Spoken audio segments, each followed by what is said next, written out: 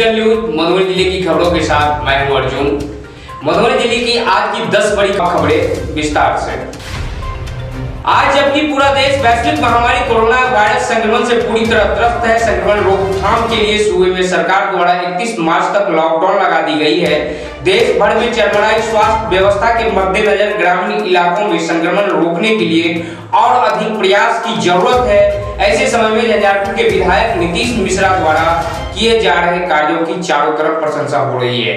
पूर्व मंत्री सह झंझारपुर के भाजपा विधायक नीतीश मिश्रा ने आज केजरीवाल हाई स्कूल पर झंझारपुर विधानसभा के सभी 45 शक्ति केंद्रों के लिए एक कार्यकर्ताओं को आम लोगों की सुविधा हेतु 45 पल्स ऑक्सीमीटर उपलब्ध कराया है। इस मौके पर पूर्व मंत्री सह स्थानीय विधायक नीतीश मिश्रा ने कहा कि प्राय ग्रामीण क्षेत्र में पल्स ऑक्सीमीटर की अनुपलब्धता के कारण संक्रमित व्यक्ति अपने ऑक्सीजन का लेवल भी जांच नहीं पाते हैं, जिससे कोरोना की गंभीरता का समय पर पता नहीं चल पाता है, जिससे कभी-कभी बीमारी खतरनाक रूप ले लेती है।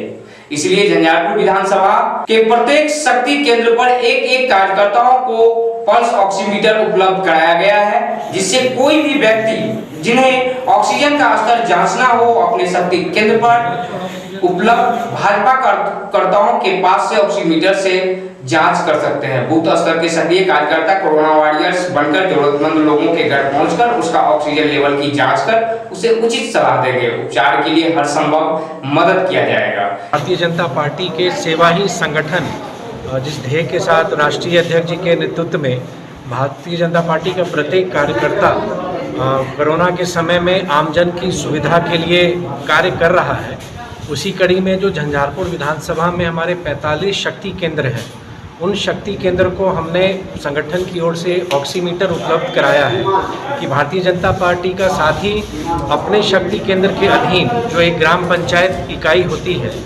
किसी भी व्यक्ति को अगर आवश्यकता महसूस होगी कि नहीं हमको ऑक्सीजन अपना हम जांच कराना चाहते हैं, तो हमारे भारतीय जनता पार्टी के साथी तत्क्षण उनके पास वो पहुंचेंगे, उनको उस ऑक्सीमीटर से उनके ऑक्सीजन को वो होगी, फिर अस्पताल जाने की ज़रूरत होगी या वो स्वस्थ होंगे तो हमारे साथी उनको बताएंगे। तो एक छोटा सा प्रयास है हमारे भारतीय जनता पार्टी संगठन की ओर से कि इस महामारी में, इस संकट के समय में भी भारतीय जनता पार्टी का तमाम कार्यकर्ता आमजन के साथ खड़ा है और हम सेवा ही संगठन के उद्देश्य को मानते हुए पिछले साल भी जब कोरोना का संकट आया था साथियों ने काम किया था और पुनः हम लोग जनता की सेवा के लिए समर्पित। इससे एक दिन पहले ही विधायक नीतीश मिश्रा के द्वारा झंझारपुर विधानसभा के सभी 40 पंचायतों एवं झंझारपुर नगर पंचायत के लिए कुल 21 सैनिटाइजर मशीन उपलब्ध कराया गया था, जिसको लेकर विधायक खुद झंझारपुर प्रखंड कार्यालय पहुंचे और मशीन को विभिन्न प्रखंड मुख्यालयों के लिए आवंटित कराया था। एक तरफ कोरोना महामारी का कहर तो दूसरी तरफ झंझारपुर में लगातार हो रहे सड़क दुर्घटनाओं से कोहराम मचा हुआ है। बीते शनिवार को रड़िया संग्राम के समीप एनएच पर सड़क हादसे में ससुर और दामाद की मौत के सदमे से लोग उबरे भी नहीं कि आज फिर लखनऊ के मैमी गांव में एक सड़क हादसे में पिपरोलिया पंचायत के पूर्व सरपंच रामदाई देवी के पति समाज सेवी राम लखन महतो की दर्दनाक मौत हो गई। जानकारी के अनुसार यह घटना उस समय हुई जब मृतक अपनी बाइक से कहीं जा रहे थे। विपरीत दिशा से आ रही एक तेज रफ्तार और नियंत्रित ट्रक ने उसे ठोकर मार दिया। हादसे में गंभीर रूप से जख्मी बाइक सवार को स्थानीय लोगों ने उपचार के लिए प्राथमिक स्वास्थ्य केंद्र लखनऊ पहुंचाया, जहां चिकित्सकों ने उसे मृत घोषित कर दिया। घटना के बाद ट्रक चालक वाहन छोड़कर फरार हो गए। सूचना मिलने पर लखनऊ थाना पुलिस प्राथमिक स्वास्थ्य केंद्र पहुंचकर सबको अपने कब्जे में लेकर पोस्टमार्टम के लिए सदर अस्पताल मधुबनी भेज दिया। घटना के बाद मृतक के घर सुंदरपुरा गांव में मातमी सन्नाटा छा गया है। सूत्रों से मिली जानकारी के अनुसार मृतक कुछ ही दिन पहले वैश्विक महामारी कोरोना संक्रमण से उबरे थे, लेकिन आज एक सड़क हादसे में उसकी मौत हो गई। इससे पहले अंडाखाई थाना क्षेत्र के मदना पंचायत के धोकड़ा गाँव निवासी कैलाश महतो की एनएच पर सड़क हादसे में ससुर और दामाद के साथ ही मौत हो गई थी। ससुर कैलाश महतो और दामाद गणेश महतो अपनी बेटी की शादी के लिए छेका देकर वापस घर लौट रहे थे। उसी बीच NH 57 पर अररिया ओपी थाना के समीप एक बोलेरो ने बाइक में टक्कर मार दी, जिससे ससुर और दामाद की मौत हो गई। वैश्विक महामारी कोरोना के संक्रमण काल में भी सरकार की योजनाओं को अधिकारी किस तरह पलीता लगा रहे हैं, उसकी एक बानगी यहाँ देखिए। एक दिन पहले गोंडिया प्रखंड में बीडीओ द्वारा संचालित अपने आवासीय परिसर में चलाए जा रहे प्रखंड स्तरीय कम्युनिटी किचन के बारे में काफी हाय तौबा मचने के बाद आज दूसरे दिन प्रखंड मुख्यालय स्थित नवनिर्मित थाना परिसर में सामुदायिक रसोई से दर्जन भर महादलित परिवार के बच्चों को भूखे लौटना पड़ा। रविवार को दोपहर करीब 12:30 बजे दर्जनों भर बच्चों के साथ उसके अभिभावक भी भोजन के लिए कम्युनिटी किचन में गया, लेकिन उन लोगों को बताया गया कि खाना ही खत्म हो गया है, जिसके बाद करीब आधा घंटा तक महादलित परिवार के लोग भोजन की आस में वहीं बैठे रहे, लेकिन जब उसकी कोई सुधि लेने वाला सामने नहीं आया तो ये सभी भूखे ही अपने अपने घरों को चले गए। बता दें कि शनिवार को वीडियो के आवास में कम्युनिटी किचन चलाने का वीडियो वायरल होते ही प्रखंड प्रशासन की काफी किरकिरी हुई थी, जिसके बाद रविवार को पुराना ब्लॉक कैंपस स्थित नवनिर्मित थाना परिसर में कम्युनिटी किचन को शिफ्ट किया गया, लेकिन यहाँ भी महज खाना पूर्ति ही की जा रही है। आज जयनगर एसडीएम बेबी कुमारी, सीओ संतोष कुमार और बाढ़ अभियंत्रण विभाग व बाढ़ आपदा से संबंधित विभाग के पदाधिकारियों के साथ बाढ़ ग्रस्त क्षेत्रों का निरीक्षण कर जायजा लिया। अधिकारियों की टीम ने मानसून और बाढ़ से पूर्व क्षेत्र में कमला नदी, कमलापुर, इस्लामपुर बांध की जर्जर ध्वस्त सड़क, डोरवाड़ पंचायत, बड़मोदरा समेत कई तटबंधों और बांधों का निरीक्षण किया। जयनगर क्षेत्र में विगत वर्षों में खासकर कमला नदी से सटे और नदी किनारे बांधों के समीप बसे ग्रामीणों को बाढ़ की भयंकर त्रासदी झेलनी पड़ी थी। कई पंचायतों के लोगों को विस्थापन का दंश भी झेलना पड़ा था। बाढ़ग्रस्त क्षेत्रों और तटबंधों पर चल रहे कार्यों की आज अधिकारियों ने निरीक्षण कर जायजा लिया और विस्तृत जानकारी दी। बाढ़ से पूर्व सभी कार्यों को पूरा करने समेत कई आवश्यक दिशा निर्देश एसडीएम के द्वारा कार्यस्थल पर संवेदकों को दिया गया। एसडीएम ने विभाग के अधिकारियों और कर्मियों को कहा कि बाढ़ और बरसात से पूर्व जल्द से जल्द सभी कार्यों को पूरा करें। निर्माण कार्य में किसी भी प्रकार की लापरवाही को बर्दाश्त नहीं किया जाएगा। एसडीएम बेबी कुमारी ने बताया कि बाढ़ से पूर्व तैयारी को लेकर बाढ़ग्रस्त क्षेत्रों और तटबंधों पर चल रहे निर्माण कार्यों का जायजा लिया गया है। बाढ़ को लेकर प्रशासन अलर्ट है। बाढ़ से पूर्व तैयारी को लेकर जल संसाधन विभाग, बाढ़ नियंत्रण, बिजली, मेडिकल, आपदा, खाद्यान्न समेत अन्य विभागों के पदाधिकारियों से विस्तृत जानकारी ली गई है और सभी को अलर्ट रहने का निर्देश दिया गया है। कोरोना महामारी से उपजे भय और जारी लॉकडाउन से उपजी अनिश्चितता के बीच गरीब और दैनिक मजदूर के परिवारों के सामने 2 वक्त की रोटी की समस्या मुंह खड़ी है। हालांकि सरकार अपने स्तर से लोगों को राहत देने का प्रयास कर रही है। कुछ लोगों के द्वारा भी अपने निजी प्रयास से आम लोगों तक यह मदद पहुंचाई जा रही है ताकि उनकी पीड़ा कम किया जा सके। इसी कड़ी में मधुबनी जिले के मधवापुर प्रखंड के आवाड़ी गांव में कृष्णचंद्र शक्ति फाउंडेशन के अध्यक्ष योगेंद्र नाथ झा द्वारा अपने निजी प्रयास से समाज के जरूरतमंद और गरीब लोगों के बीच भोजन में उपयोग होने वाले राशन सामग्रियों का वितरण किया जा रहा है। कर रहे हैं, जिसमें हमने पहले भी कहा है 5 किलो चावल, ये सब 5 किलो आटा, अरहर का दाल, आधा किलो चना, आधा किलो सोयाबीन, उसके बाद तेल का पैकेट है, नमक 1 किलो है, मसाला और सैनिटाइजर, डिटॉल साबुन और मास्क, ये सारे चीज हम लगभग 4 से 5 हजार परिवारों के बीच आज से करीब 15 दिनों से हम बांट रहे हैं। लगभग 400। वे बताते हैं कि सामग्री वितरण में कोरोना प्रोटोकॉल का पूरी तरह पालन किया जा रहा है। योगेंद्र नाथ झा बताते हैं कि लॉकडाउन के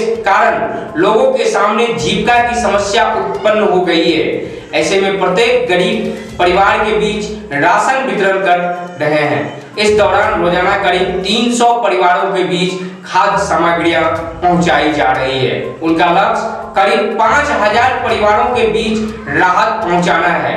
इस कार्य में दुबई में रह रहे उनके शिक्षक पुत्र और फाउंडेशन के संस्थापक पंकज झा भी मदद कर रहे हैं।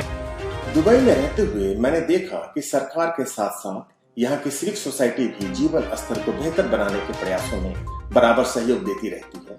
विभिन्न ग्लोबल स्तर के स्वयंसेवी संस्थाओं में मैं भी योगदान देता रहा था, परंतु मैंने देखा कि बहुत सारे ऐसे प्रयास हैं जो कि जमीनी स्तर के प्रबंधन द्वारा ज्यादा प्रभावशाली हो सकते हैं। जरूरत है बस ऐसे ग्रुप्स को तैयार करने व उन्हें जरूरी संसाधन मुहैया कराने की। उत्तर बिहार के ग्रामीण क्षेत्रों में जहां अभी भी आर्थिक विकास की दर धीमी है और जरूरी बुनियादी सुविधाएं अभी विकास की अवस्था में है, इस कोविड क्राइसिस ने इस सहयोग की जरूरत को और बल दिया है। अतः हमने अपने केसेस फाउंडेशन के द्वारा भी जन सहयोग के कार्य को आगे बढ़ाया। ये समाज के प्रति हमारी सामूहिक जिम्मेदारी का निर्वहन है। भोजन वगैरह संबंधित सहायता के साथ साथ हमने कोविड बचाव के लिए जरूरी चीजें जैसे कि मास्क, हैंड वॉश, साबुन व हैंड सैनिटाइजर भी मुहैया करवाया। धन्यवाद। एक लाभुक विनय मंडल ने बताया कि राशन पाकर उन्हें काफी प्रसन्नता हुई है। कुछ हद तक यह उनकी परेशानी कम करेगा, जिससे ये वायरस मर जाता है। जल्दी जो होगा निकल आगे लाहू लिया निकलो भाई। अंधरठाड़ी प्रखंड परिक्षेत्र के प्रवासी मजदूरों को रोजगार मुहैया कराना शुरू हो गया है। अंधरठाड़ी उत्तर पंचायत में मनरेगा योजना के तहत सुरगवे नदी तक नहर उड़ाहीकरण का कार्य शुरू किया गया है। फिलहाल जलमीनार से लेकर सुरगवे नदी तक के नहर उड़ाही का कार्य चल रहा है। पंचायत समिति सदस्य देवचंद कामत ने बताया कि कोरोना महामारी के चलते सैकड़ों प्रवासी मजदूर गाँव आए हैं। लॉकडाउन के कारण उन प्रवासी मजदूरों के पास काम नहीं था। सरकार ने उन्हें रोजगार देने के उद्देश्य से मनरेगा योजना के तहत नहर उड़ाही का कार्य चालू किया है। जहाँ भी किसी राज्य में जो थे मजदूर, इस कलुआ गांव के पलार के, वो मजदूर महामारी के चलते लॉकडाउन होने के चलते ये घर पर आ गए और ये लोग बिल्कुल निसहाय गरीब और मजदूर व्यक्ति हैं। तो हम सोचे कि फिलहाल ये मनरेगा से कुछ काम किया जाए ताकि मजदूरों को कुछ पैसा का आमदनी हो जाए, वो ताकि अपने परिवार को भरण पोषण कर सके। कितनी लंबाई है इसकी? इसकी लंबाई लमसम 1250 फीट या 1300। हलीम नदाब के घर से तो आपको सुगरवे नदी में जाकर के मिलती है। चूँकि स्लुइस गेट का जो है डैम बन रहा है, तो पानी का सिंचाई जो किसान को अच्छा सुविधा मिले, इसके लिए पानी का उड़ाही किया जा रहा है। तो ये हम मजदूर को बुलाए थे 10, लेकिन लॉकडाउन होने के चलते, बेरोजगार होने के चलते अभी लमसम 40 से 50 व्यक्ति यहाँ मौजूद हैं, काम करने के लिए ललायत हैं। तो हमने कहा कि ठीक है भाई। फिलहाल तकरीबन 1300 फीट नहर की उड़ाही करने की योजना है। इस योजना में तकरीबन 40 से 50 प्रवासी मजदूरों को रोजगार दिया जा रहा है। वार्ड सदस्य इस्माइल नदाफ ने बताया कि सरकार के लगाए गए लॉकडाउन के कारण घर आए प्रवासी मजदूर घर पर बेरोजगार हुए बैठे हैं। इस योजना में उन्हें रोजगार मिला है। आगे भी किसी न किसी बहाने योजना सरकार उनको कार्ड देता रहेगा। कार्ड मिलने से प्रवासी मजदूर काफी खुश दिख रहे थे। इन लोगों का कहना था कि लॉकडाउन में हम लोग बेरोजगार हो गए थे। सरकार द्वारा मनरेगा में 90 दिन तक काम देने का प्रावधान किया है। जाप सुप्रीमो पप्पू यादव की रिहाई और छपरा के सांसद राजीव प्रताप रूडी की गिरफ्तारी की मांग को लेकर आज फुलपरास में मुख्यमंत्री नीतीश कुमार का अर्थी जुलूस निकालकर पुतला जलाया गया। जाप कार्यकर्ता ने अर्थी जुलूस निकालकर बुद्धि बलान नदी किनारे मुख्यमंत्री नीतीश कुमार का पुतला जलाया। युवा नेता रोहित नारायण यादव के नेतृत्व में आयोजित पुतला दहन कार्यक्रम में नरेंद्र कुमार, सोहन यादव, सरोज यादव, दिलीप कुमार, हरेराम कुमार, पंकज कुमार, भरत यादव, अशोक कुमार, प्रभु यादव, रविंदर कुमार, सुभाष गुप्ता, संजीत, रमन कामत आदि दर्जनों कार्यकर्ता शामिल हुए। हरलाखी प्रखंड के पुनर पंचायत के मनोहरपुर गांव में ग्रामीणों के द्वारा कीचड़ वाले सड़क पर मड़ुआ की रोपनी कर विरोध प्रदर्शन किया गया। मनोहरपुर गांव का विकास जनप्रतिनिधियों ने राम भरोसे छोड़ रखा है, जिस बात पर नाराज होकर आज ग्रामीणों ने अपना विरोध जताया है। पुनर पंचायत के वार्ड 14 के वार्ड सदस्य रंजीत मंडल ने बताया कि मनोहरपुर से हिसार जाने वाली सड़क जो प्रधानमंत्री ग्राम सड़क योजना के तहत बनना था, जिसमें कुल 600 फीट सड़क को पीसीसी ढलाई करना था, जिसमें करीब 150 फीट ही पीसीसी ढलाई कर छोड़ दिया और यहाँ तो न ही किसी प्रकार की कांच का बोर्ड लगाया गया है कि सड़क कहां से कहां तक बनना है, कितने रुपए की लागत से इस सड़क का निर्माण करना है। वहीं ग्राम रक्षा दल के जिलाध्यक्ष धर्मेंद्र दास ने बताया कि इस बात को लेकर कई बार वे स्थानीय विधायक सुधांशु शेखर को लिखित में आवेदन दिए हैं, लेकिन उन्होंने इस पर कोई ध्यान नहीं दिया। होगा या नाथा बाबा जी का थुल्लू होगा। जनप्रतिनिधियों को, यहाँ के जनप्रतिनिधियों को बराबर जो है लेटर लिख करके लिखित आवेदन दिया गया और आज तक मनोहरपुर को दूसरे गांव से जोड़ा नहीं गया अच्छे ढंग से। आज हमको अगर सहर घाट जाना होता है तो सहर घाट भी हम नहीं जा सकते हैं, जबकि सहर घाट मनोहरपुर का एक मुख्य बाजार है जहां हम लोग अपने पीड़ित परिवार को इलाज को लेकर सहर घाट जाते हैं। सहर घाट हम नहीं जा सकते हैं। ये सड़क कहां से कहां तक गई हुई है? अभी ये सड़क जो है आपको हिसार दुर्गा चौक से लेकर के गंगौर दुर्गा चौक के जो NH रोड गई है उसमें मिली हुई है। इससे पहले जनप्रतिनिधि की शिकायत किए थे क्या इस सड़क के बारे में? जी जरूर, इसको लेकर के यहाँ के जनप्रतिनिधि माननीय विधायक महोदय को, माननीय सांसद महोदय को भी लिखित आवेदन दिया गया है, लेकिन आज तक राम भरोसे इसको छोड़ दिया। मनोहरपुर की जनता से केवल वोट लेने को लेकर माननीय सुधांशु शेखर भी आए थे, यहाँ चेक करके गए। आगे आप जाइएगा तो एक बहुत बड़ा पुला बना हुआ है जो 1 करोड़ 20 लाख के लागत से बना हुआ है, लेकिन आज तक वो पुला तो बन गया लेकिन सड़क निर्माण नहीं हुआ। इससे क्या संदेश दीजिएगा कि सड़क के लिए आप यही संदेश जा रहा है कि मनोहरपुर की विकास को लेकर के केवल वोट बैंकिंग बना करके रखा है यहाँ के जनप्रतिनिधि, विकास के लिए नहीं। लगातार इस सड़क की समस्या से नजरअंदाज करते रहे। यहाँ के जनप्रतिनिधियों ने यहाँ के जनताओं को केवल वोट बैंक समझ लिया है। उन्होंने कहा कि आज यहाँ के स्थानीय विधायक, विधान पार्षद के द्वारा मनोहरपुर गांव में एक भी कार्य नहीं किया गया है। बाढ़ के समय में यहाँ के लगभग 50 परिवार बाढ़ की चपेट में आ जाते हैं। आज के विरोध प्रदर्शन में ग्रामीण संजय मंडल, नीतीश कुमार मंडल, गुड्डू मुखिया, भिंडेश मंडल, छोटे मंडल समेत दर्जनों लोग शामिल हुए।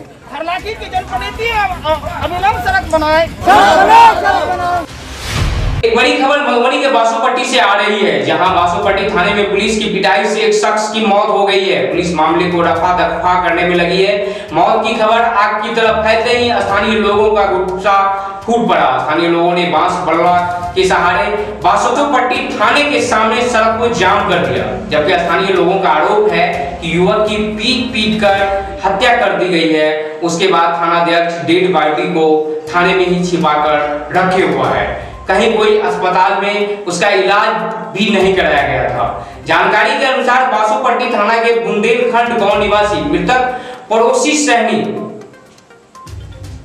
को पुलिस शुक्रवार की देर रात चोरी के आरोप में गिरफ्तार कर थाना लाया। इसके बाद पुलिस ने उसकी जमकर पिटाई की, जिसके बाद उसकी गंभीर हालत होने पर मधुबनी सदर अस्पताल में इलाज के लिए भर्ती कराया गया। स्थानीय लोगों का आरोप है कि गिरफ्तार युवक की पिटाई पुलिस ने की, जिसके बाद उसकी हालत गंभीर बनी हुई है और शनिवार तकरीबन 11:30 बजे युवक ने दम तोड़ दिया। लेकिन पुलिस इस बात को छिपाती रही। मौत की खबर को पुलिस सीधे खारिज करती रही। युवक की मौत की खबर की जानकारी मिलते ही स्थानीय लोग थाना के सामने सड़क जाम कर विरोध प्रदर्शन शुरू कर दिया। बाबू जो हमारे पार्टनर ने मुखिया है वो भी कर रहा है मधुबनी में क्या, मधुबनी में किस कारण से बता ही नहीं रहा है। वो कहता है मधुबनी भेजे, हम क्या जवाब। बावजूद बासोपट्टी थाना अध्यक्ष गिरफ्तार युवक की मौत की खबर को नकारते रहे। आक्रोशित लोगों की मांग थी कि डेड बॉडी उनके हवाले किया जाए या बताया जाए कि युवक की मौत होने के बाद डेड बॉडी कहां छिपाया गया है। बासोपट्टी थानाध्यक्ष ने दूरभाष पर बताया कि गिरफ्तार युवक पड़ोसी सहनी की मौत की खबर महज अफवाह है। स्थानीय लोग तरह तरह की अफवाहों पर ज्यादा ध्यान दे रहे हैं। युवक का इलाज मधुबनी सदर अस्पताल में चल रहा था, लेकिन वहां से उसको DMCH रेफर किया गया है। सच्चाई क्या है यह जल्द ही सबके सामने आ जाएगी। और अंत में आप जरा इस वीडियो को गौर से देखिए। लॉकडाउन में यह वो क्या रहा है। दरअसल अंडाठाई प्रखंड मुख्यालय बाजार के मोहल्ले में शनिवार की रात एक शादी समारोह आयोजित था। उस समारोह में देर रात तक डीजे के गाने पर धुन पर दर्जनों युवा नाचते रहे और सैकड़ों लोग डीजे के आसपास खड़े होकर नाच देख रहे थे।